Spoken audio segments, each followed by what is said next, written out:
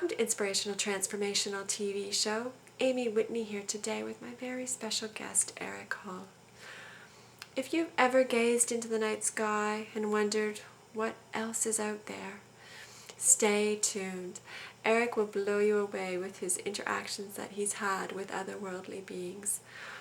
He also shares with some channeled information about the transformation the Earth and we as humans are going through at the moment. He shares his own personal journey with the physical, emotional, mental, and spiritual transformations that he's been through. He's an absolute delight to know, and his interview is just so peppered with so much information that you go, wow, I'm just so excited to introduce him. So sit back, enjoy Eric Hall's story. Eric Hall, thank you so much for joining Inspirational Transformational TV show. Oh, it's my pleasure. Great. Now, I met you previously. We actually did Reiki 1 together. And you shared with me during that time some of your experiences during this journey. And they really blew me away. And so I've invited you here today to basically talk about your life. Okay. So we'll go right back to Poland. You were born in Poland. That's right. And you can pretty much take it from there, because I know even from 3 years old you've got some interesting things to share with the audience today. Yeah. So I was born in Poland in 1984. It was the northwestern side of Poland. And I was a regular child. So I want to start off by saying, obviously, that in terms of being special, I don't know anything about being special, but I'm just a regular guy. I did my first drawing actually at the age of 1. I actually drew a train, and my mom was completely shocked about it. Now, apparently kids at the age of 1 have difficulty holding pencils and writing things down, but I drew a train and she was like, "What's wrong with this kid?" But I pretty much had a normal childhood. At the age of 3, I didn't realize at the time, but some of this stuff started coming back to me as I started becoming more open to some of these concepts later in life. But around the age of 3, I started getting some visitations from some beings, and they would always come in the middle of the night.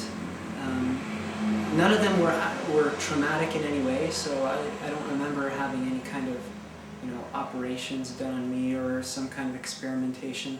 Now, mind you, all that's contracted before you come into this life anyway, but when we came to Canada and we were living in Hamilton, in an apartment in Hamilton, in the middle of the night, I remember I was 3 and a half at the time, some beings coming to my window.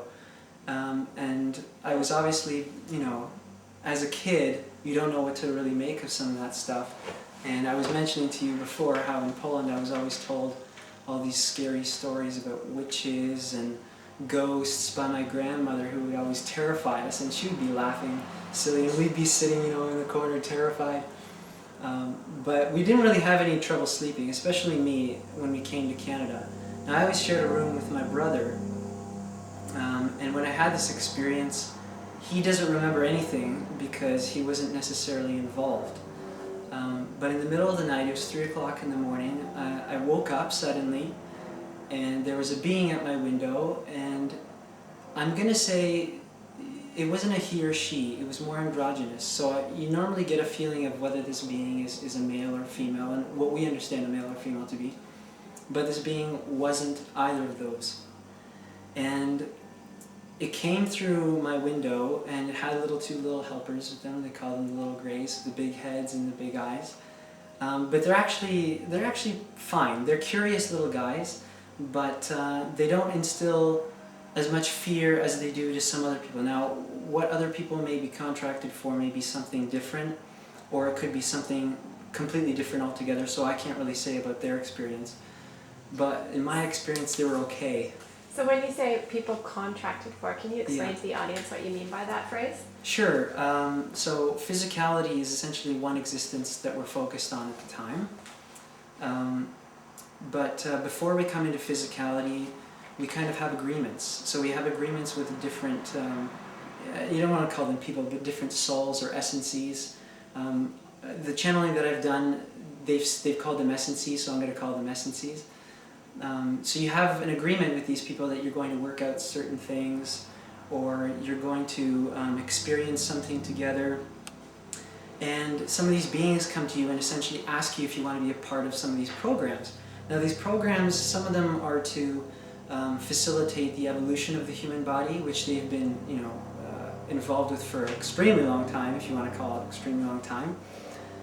So some of it's to upgrade the body, some of it's to see how some of the pollutants that we have in the environment are affecting our bodies and how they can use that. Some of them is essentially to help people cope with their lives, and I've had some of that done to me when I was younger. I had difficulty coping with some things, and they came out and helped me out in the middle of the night, and then I was fine with things after that. So a lot of these beings are extremely helpful.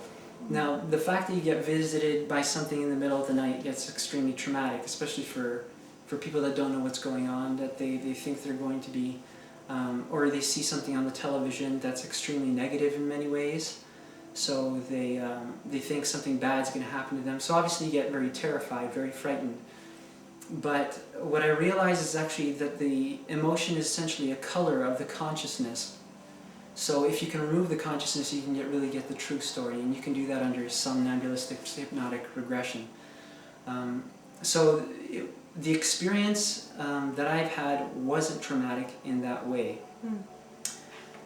So apparently I've contracted for some of these programs. I don't remember doing it. I'll just come to this life and forget everything. But the being that was there in the middle was a tall green being, and he was a mantis type being, if you want to call it that.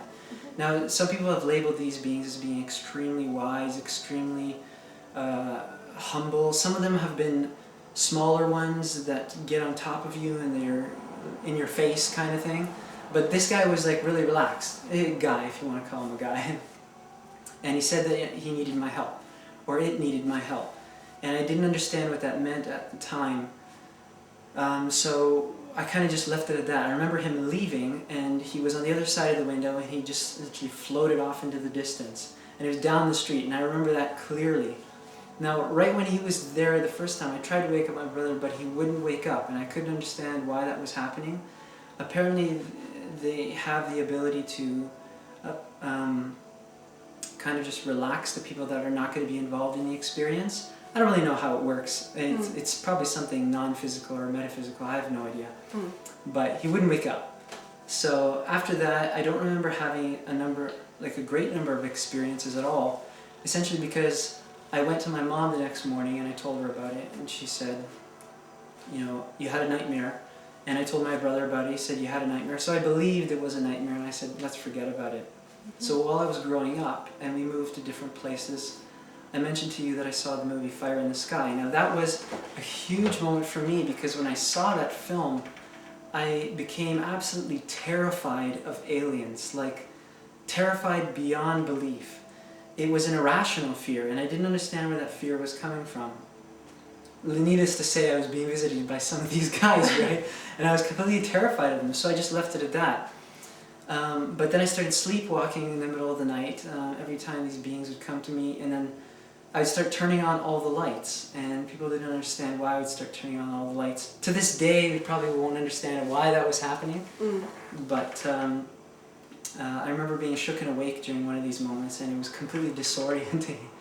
So, needless to say, I was fine after that. I didn't have any sleeping problems or anything like that, but I still had this irrational fear of aliens, and because I had that, I decided to put the subject in the closet and just let it go.